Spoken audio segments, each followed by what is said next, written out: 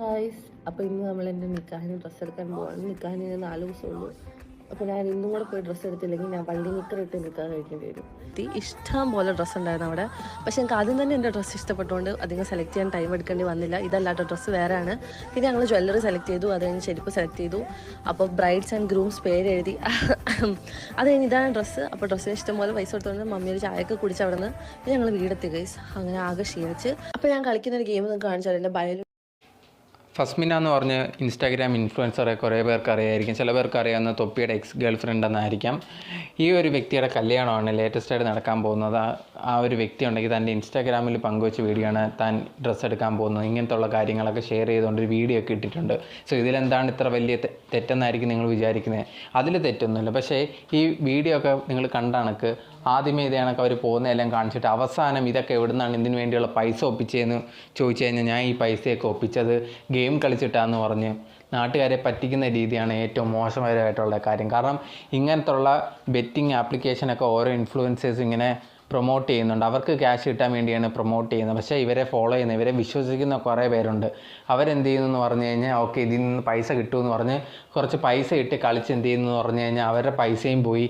ചിലവർ സൂയിസൈഡ് വരെ അറ്റംപ്റ്റ് വരെ നടന്നിട്ടുണ്ട്. ചിലവർ മരിച്ചതായിട്ടൊക്കെ കുറേ അധികം റിപ്പോർട്ട് വരാറുണ്ട്. ഇതൊന്നും ഇൻഫ്ലുവൻസേഴ്സൊന്നും അവർക്ക് വേണ്ടിയുള്ള കാശിന് വേണ്ടിയിട്ട് അവരെന്തും ചെയ്യാൻ റെഡിയാണ്.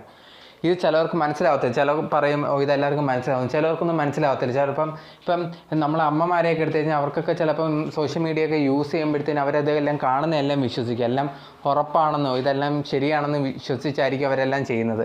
ചിലപ്പോൾ നമ്മുടെ അടുത്ത് നമുക്ക് മനസ്സിലാവുന്ന രീതി അവർക്ക് മനസ്സിലാവണമെന്നുമില്ല. സോ അങ്ങനെയുള്ളവർ ഈ യൂട്യൂബിൽ ഇപ്പോഴും യൂസ് ചെയ്യുന്നവരുണ്ട്. വലിയ അമ്മമാരെ എല്ലാവരും യൂസ് ചെയ്യുന്നവരുണ്ട്. അപ്പം ഇവരൊക്കെ എന്ത് ചെയ്ത് കളിച്ച് ഓക്കെ പൈസ കിട്ടും, അവർക്ക് എന്തെങ്കിലും പൈസ കിട്ടുമെന്ന് വെച്ചിട്ട് കളിക്കുമ്പോഴത്തേന് ഇതിൽ നിന്ന് അവർക്ക് എത്രമാത്രം നഷ്ടങ്ങളുണ്ടാകും. ചിലപ്പോൾ അവർ ഫുൾ പൈസയും പോയെന്ന് ഇരിക്കാം പൈസ കിട്ടുമെന്ന് വെച്ചിട്ട്. ഇതുകൊണ്ട് അവർ ആത്മഹത്യ വരെ ചെയ്യാനുള്ള അവസ്ഥ വരെ വരാം. സോ ഇങ്ങനെയുള്ള കാര്യങ്ങളൊക്കെ അറിയാവുന്ന ഇൻഫ്ലുവൻസേഴ്സിനെല്ലാം അറിയാവുന്ന കാര്യമാണ് ഇതൊക്കെ ബെറ്റിംഗ് അവിടെ നിന്ന് പ്രൊമോട്ട് ചെയ്തതെന്ന്. പക്ഷേ എന്നിട്ട് അവർക്ക് പൈസ കിട്ടാൻ വേണ്ടി അവരെന്ത് ചെയ്ത് പ്രൊമോട്ട് ചെയ്യും. ഇത് കാരണമെന്ന് പറഞ്ഞാൽ ബാക്കിയുള്ളവരെ ജീവിതമാണ് നഷ്ടപ്പെടുന്നത്. ഇവരെന്ത് വാങ്ങുന്നതിന് അവരുടെ ജീവിതത്തിൽ അവർക്ക് ഇഷ്ടപ്പെട്ട സാധനങ്ങളോ എന്ത് വേണമെങ്കിലും വാങ്ങിച്ചോ, അത് ഇത് കുഴപ്പങ്ങളൊന്നുമില്ല. പക്ഷേ ഇതെല്ലാം വാങ്ങിച്ചത് ഈ ഗെയിം കളിച്ചിട്ടാണ്, ഇങ്ങനെ ചെയ്തിട്ടാണ് എനിക്ക് പൈസ കിട്ടിയെന്നൊക്കെ പറയുമ്പോഴത്തേക്ക് ഇത് കാണുന്ന സാധാരണ ആൾക്കാർ വിശ്വസിച്ച് പോയിട്ടാണ് ഇവരാണക്കൊക്കെ ലൈഫ് ഇവർക്ക് ഇഷ്ടപ്പെട്ട കണക്ക് ഇവർ വാങ്ങുന്നുണ്ട്. അതേ കണക്ക് ഞങ്ങൾക്കും ഇതിൽ നിന്ന് ഗെയിം കളിച്ചാൽ കിട്ടുമെന്ന് വിചാരിച്ചാണ് എന്ത് ചെയ്യുന്നത് അവരും കളിക്കും. പക്ഷേ അവർക്ക് പൈസ നഷ്ടം മാത്രമേ ഉള്ളൂ. അവരറിയുന്നില്ലല്ലോ ഇവരൊക്കെ പൈസ വാങ്ങിച്ചിട്ടാണ് ഇത് പ്രൊമോട്ട് ചെയ്യുന്നത്, അല്ലാതെ ഇവരിത് യഥാർത്ഥത്തിൽ കളിക്കുന്നതൊന്നും ഇല്ലെന്ന് അറിയത്തില്ല. അങ്ങനെയുള്ള കുറേ പാവപ്പെട്ട ആൾക്കാരുണ്ട്. അവരെല്ലാം ഇവർ വിശ്വസിച്ച് കളിക്കുകയും ചെയ്യും.